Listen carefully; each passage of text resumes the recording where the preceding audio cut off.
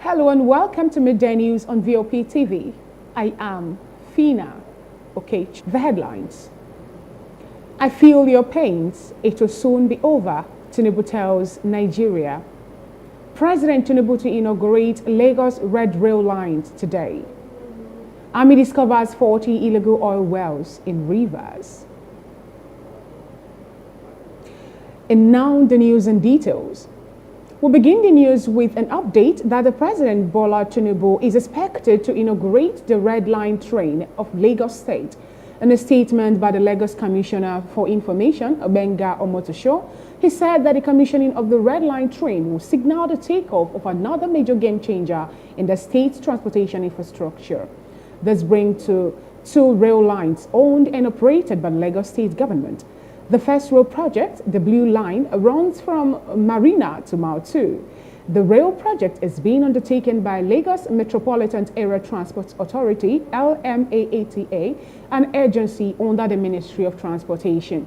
The train is the first phase of the project, which will run from Agbado in Ogun State to Oyingbo in Lagos, with 8 stations including Agbado, Iju, Agege, Ikeja, Oshodi, Mushin, Yaba, and Oyingbo.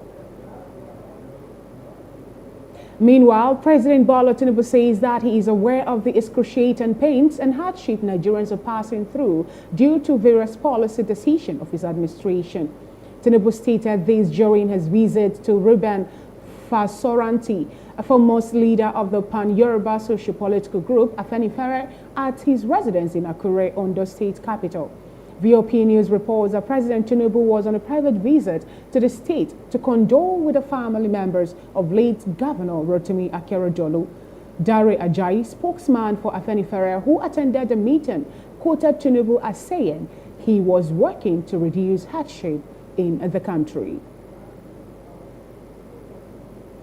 Moving on, the Independent Petroleum Market Association of Nigeria, IPMAN, says it can no longer continue to do business under the hostile environment put in place by the Nigerian National Petroleum Corporation (NNPC) Retail. Rising from an expanded meeting on Wednesday of its national officer, IPMAN said that the NNPC Retail is a competitor, supplier and regulator to IPMAN, a situation the union says is threatening the businesses of its members as members are refused allocation of products arbitrarily. IPMAN said if the situation is not resolved, it could lead to another round of fuel scarcity. It also called on the federal government to call the Nigerian Midstream and Downstream Petroleum Regulatory Authority (NMDPRA) over the arbitrary increase in tariff on its members while refusing to do the same for its competitor NNPC. In the House of Representatives, lawmakers in the lower chamber have resolved to investigate the frequent collapse of the national grid in order to provide a lasting solution to it. This followed a motion by a member of the House, Mr. Billy Osawaru, who argued that sustainable energy is essential to any modern economy, and Nigeria is no exception. Mr. Osawaru said that a stable electricity supply ensures that industries remain viable, power homes and facilities a significant economic growth and industrial progress. He expressed concern that in a space of 1 week in August 2023, the country recorded 3 national grid collapses, with the national grid collapsing twice within 6 hours, and on the 19th of August 2023, another system collapse was recorded. Mr. Osawaru decried that firms are forced to invest in alternate power resources, thus raising operational costs and leaving end users with exorbitant prices, which citizens cannot afford. He said if the frequent national grid collapses are thoroughly investigated and solutions provided, it will end the continuous system collapse, boost the economy, and reduce the suffering of Nigerian citizens. Still in the House of Representatives, a bill seeking to change the condition to be met before candidates could be declared winners of presidential and governorship election has been rejected by lawmakers in the House. The bill, sponsored by Awaji Abiante, sought to make it mandatory for presidential and governorship candidates to secure more than half of votes before being declared winners. The bill, if it has passed, will prevent what happened in the 2023 presidential election, when President Bola Tinubu's vote was less than the combined votes secured by Atiku Abubakar, Peter Obi, and others. The bill sought to amend Section 134 of the 1999 Constitution, which provides conditions for winning presidential elections, and Section 179, which sets the criteria for winning governorship polls. However, the House on Wednesday rejected the bill even before the sponsor could read the debate. Immediately the bill was announced, Ahmed Jaha, a lawmaker from Borno State, opposed it. When the Speaker Tajuddin Abbas put the bill to vote, it was rejected.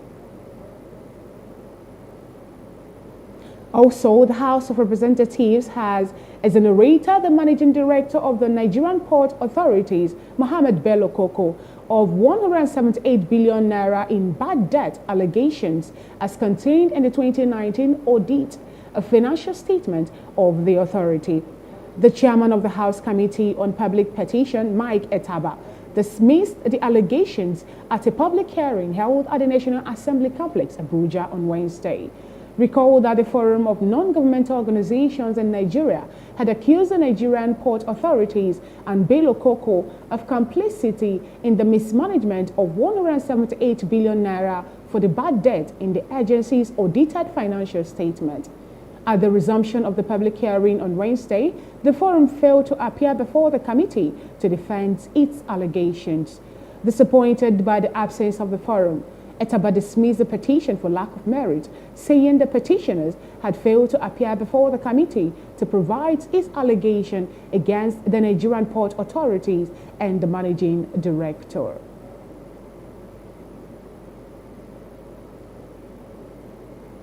You're watching the VOP TV Midday News. More stories after the break. Stay with us.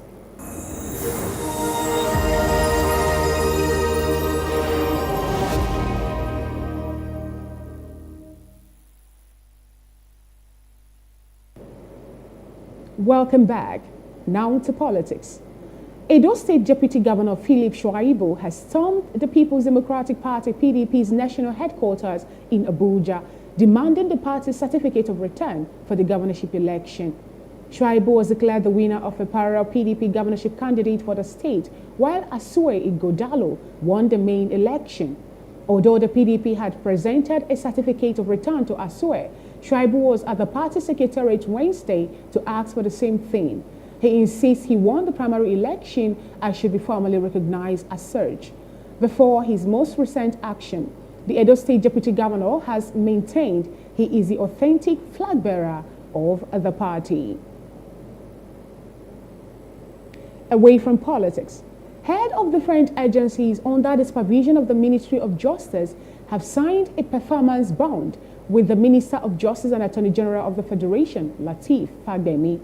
The agencies under the ministries are the National Human Rights Commission, the National Drug Law Enforcement Agency, and the Nigerian Institute of Advanced Legal Study, the Legal Aid Council of the Nigeria, the Nigerian Law Reform Commission, the Nigerian Copyright Commission, the Council of the Legal Education, the National Agency for Prohibition of Traffic in Person, and the Regional Center for International Commercial Arbitration, among others.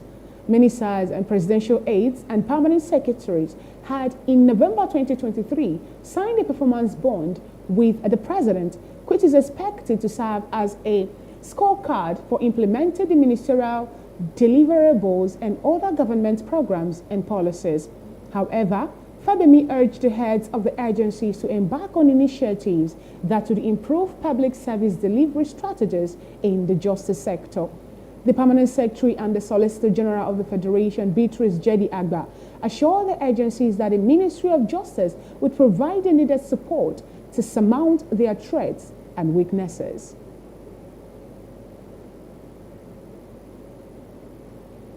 In security-related news, over 40 illegal crude oil wells have been discovered by the Nigerian Army in Rumekbe community in the Emohua local government area of Rivers State.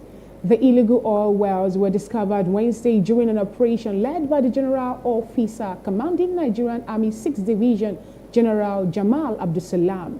Major General Abdusalam, speaking to journalists shortly after the operation, noted that the wells, which are approximately 40 feet deep, represent a new tactic employed by criminals to siphon crude oils from underground reserves. Major General Absalam emphasized the significance of this discovery in the fight against oil theft and illegal bunkering in the Niger Delta. According to him, the perpetrators devised a method of excavating deep into the ground to access crude oil deposit directly. He expressed concern over the danger posed by these activities to both the environment and individuals involved.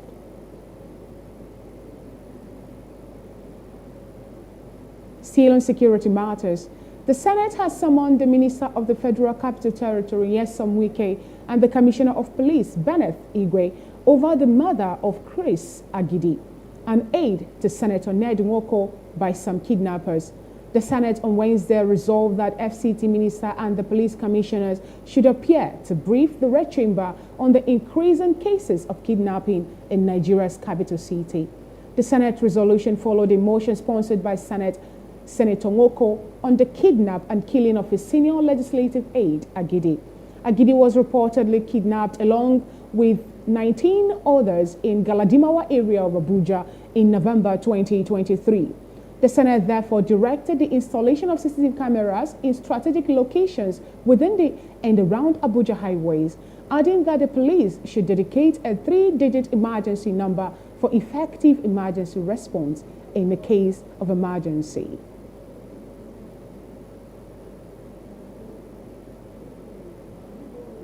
In Zamfara, bandits have abducted scores of worshippers in one of the mosques in Safi town, the headquarters of Safi local government area of the state. Although the number of persons that were abducted have not been ascertained by multiple reports, and says that the bandits invaded the mosque around 5 a.m. on Thursday when the people were about to start the morning prayer. Reports maintain that the bandits left their motorcycles far away from the mosque so that the worshippers would not notice their movement. Police authorities in the state have not yet confirmed the incident or the number of people abducted by the bandits. Safi local government is one of the local government areas in the state was hit by banditry.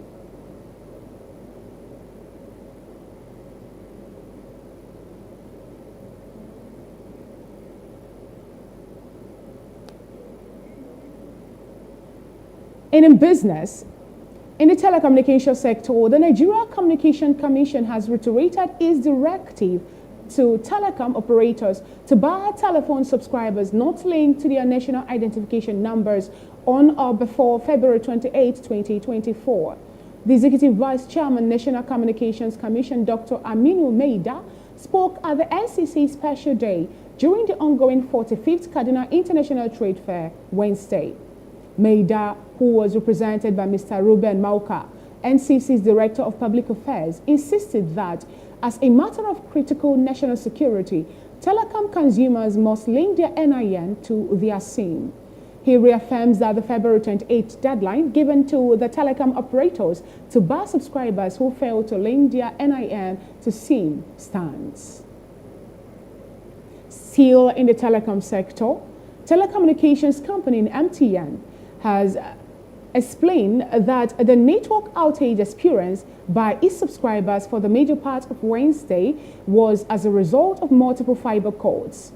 MTN boasts of over 87 million subscribers as of December 2023, according to data by the Nigerian Communications Commission, NCC, representing 38.79% of the total market share, the highest in the country by any licensed mobile network operators, MNO. The 87 million subscribers of the MNO experienced difficulty making and receiving calls for hours on Wednesday, fueling rumors that the NCC had made its threat that all telecos bar subscribers not linked to the National Identification Numbers NIN within February 28, 20 visiting MTN offices nearest to them to get explanations. You're still watching VOP Midday News. More stories after the break. Stay with us.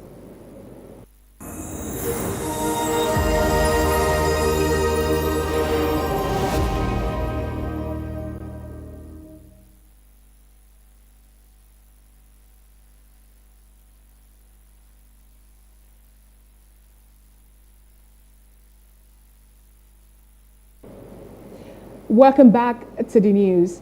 In business, the federal government has reportedly detained a senior executive of Binance, a cryptocurrency exchange company, following their arrival in Nigeria last week. This action comes after the government banned the Binance website and accused the platform of illicit financial activities. Nigeria, known for its significant peer-to-peer crypto market, has seen escalating transactions, raising concerns over the potential for market manipulation and illicit fund movement. The government's crackdown on cryptocurrency exchanges aligns with efforts to stabilize the naira and curb financial malpractices. The detained executive arrest underscores the government's determination to enforce regulations and investigate suspicious financial activities involving crypto platforms. President Bola Tinubu is set to sign an executive order aimed at reducing drug prices in Nigeria, which have been soaring. The coordinating Minister of Health and Social Welfare, Professor Mohammed Pate, announced this initiative as part of the government's effort to make pharmaceuticals more affordable. Alongside the executive order, the federal government is constructing pharmaceutical-grade warehouses in 21 states to strengthen the country's pharmaceutical infrastructure. Additionally, the government secured a $1 billion pledge from the African Export-Import Bank to bolster medical industrialization. These measures signify the government's commitment to enhancing healthcare accessibility and affordability for all Nigerians. In sports, the Nigeria Football Federation (NFF) are in discussion with Jose Posero over a new contract. The NFF, according to reports, are however willing to pay the Portuguese the same $50,000 monthly.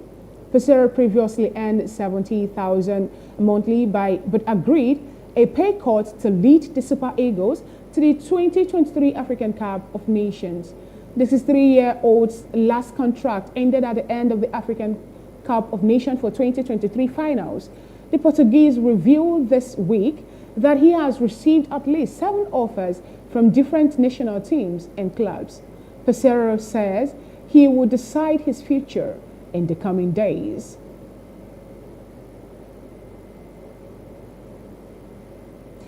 In April, Nigeria Super Falcons are set to face familiar opponents South Africa in the first leg of the 2024 Olympic Games and the final round qualifying fixture.